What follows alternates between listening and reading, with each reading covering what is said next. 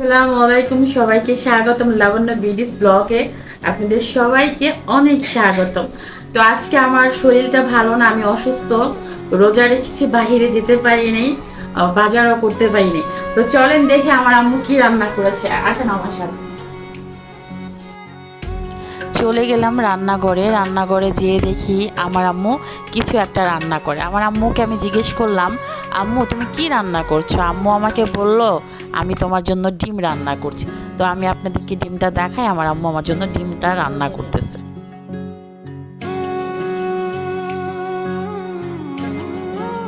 আমার আম্মু রান্না করে ক্লান্ত হয়ে গেছে, তো আমার আম্মুর জন্য আমি এখন ফ্রিজ থেকে পানি নামায় শরবত বানাবো।